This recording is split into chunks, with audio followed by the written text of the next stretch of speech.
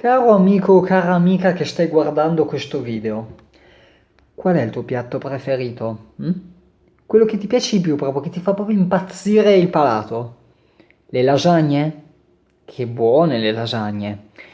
Le tagliatelle alla bolognese con ragù di carne, meraviglia della tavola. I cappelletti in brodo, la pizza. O se no, le zucchine fritte. Sai quelle zucchine, no? Che te prendi, peli, magari taglia a striscioline sottili, le passi nella farina, dopo le friggi da una parte e dall'altra, no? Ecco, quelle lì.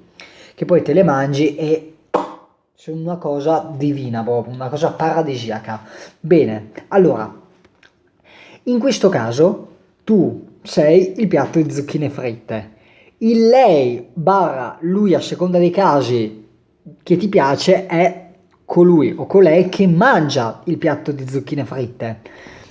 Se le zucchine fritte gli sono piaciute, se le rimangia, no? Perché te quando mangi le zucchine, se ti piacciono, te le rimangi e non stai lì a farti tanti viaggi mentali su perché ti piacciono, che cos'è che ti fa impazzire del gusto, se le rifarai, semplicemente qualche giorno dopo magari te le rifai e te le rimangi. Più facile di così. Ecco, se lui dopo qualche giorno decide di rifare le zucchine fritte e quindi magari di riavere magari qualche altro appuntamento con te o magari di avere ancora qualche tipo di rapporto un po' più intimo, forse vuol dire che poi le zucchine fritte effettivamente gli piacciono, gli gustano o le gustano a seconda dei casi, ma se lui o barra lei non prova più a rifare a mangiare le zucchine fritte, forse non gli piacciono abbastanza. È tutto qui, non c'è un'altra spiegazione. Se non ti considera abbastanza è perché non gli piacciono abbastanza le zucchine fritte. E te ricordati, sei un piatto di zucchine fritte delizioso a seconda dei casi, cioè te sei un piatto di zucchine fritte squisito da ogni prospettiva. Quindi se non fa impazzire il suo palato, evidentemente lui non è così interessato alle zucchine fritte, ma non importa. Si usa il senso pratico e si passa a un altro piatto, tipo, che so, la carbonara.